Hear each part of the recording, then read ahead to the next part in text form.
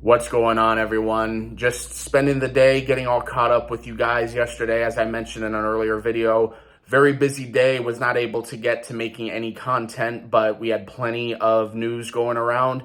And what this video is about is getting caught up on the John Wall situation, finally agreeing to terms to a buyout with the Houston Rockets, and will now join the LA Clippers once he clears waivers. And me personally, it's hard to get excited about a team that I see as being major competition to my team, which is the Phoenix Suns. I think as of right now, the Warriors should definitely be the favorite to come out of the Western Conference. But before the John Wall signing, I thought the Clippers should be the clear second favorites, with Kawhi Leonard coming back, and what a great job Ty Lue did with that team last year. They definitely overachieved. If you consider all things, they spent all year without Kawhi Leonard. Paul George was out for a significant amount of time.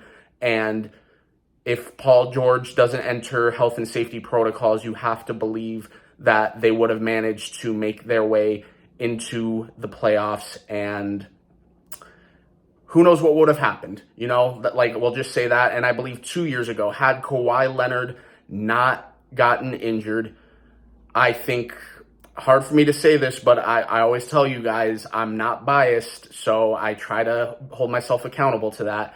I think with Kawhi Leonard, the Clippers beat the Phoenix Suns in the Western Conference Finals, and it would have made for a very compelling NBA Finals matchup versus the Milwaukee Bucks. But as far as John Wall goes, like I said, I think as of right now, in my personal opinion, the Clippers should have the second best odds entering the season to win the Western Conference, and that was without John Wall. So you add John Wall, who it isn't going to be the same player, obviously, with how significant that injury was.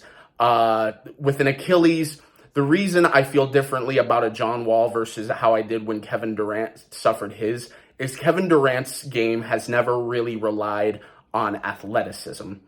He's always been just phenomenal fundamentals, great shooter, and those skills aren't going to be really affected by an Achilles injury. And we saw it. He obviously, injury has been a factor for him, but when he's healthy, he's still been the same great, phenomenal basketball player. John Wall, though, has always relied heavily on his athleticism, his explosiveness, and he's never going to be that same player again, nor should we put those expectations, but he's still capable of being a very good player. And we saw that I want to say he played about 40 games with the Houston Rockets 2 years ago before opting to sit him for the rest of the season. And then obviously last year he didn't play a single game.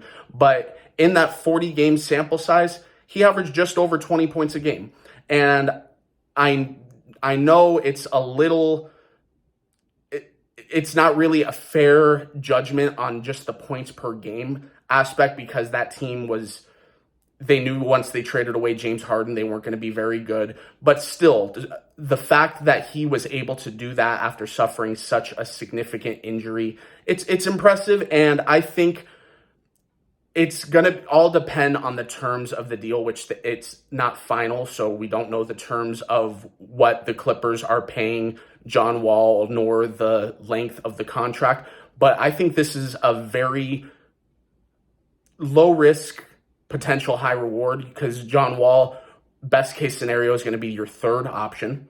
And we've only seen John Wall really when he was at his best as a first option, which he was phenomenal from an individual perspective. And towards the end, before he got that Achilles injury, he was starting to take more of a second role because Bradley Beal was coming into his own very, very well. And he played that role very well as well, I feel. So him as a third option, I think it's great for him. It keeps the pressure low and plenty of opportunities for him to succeed. So long story short, I really do like this deal for the Clippers. I think the rich are getting richer. I'm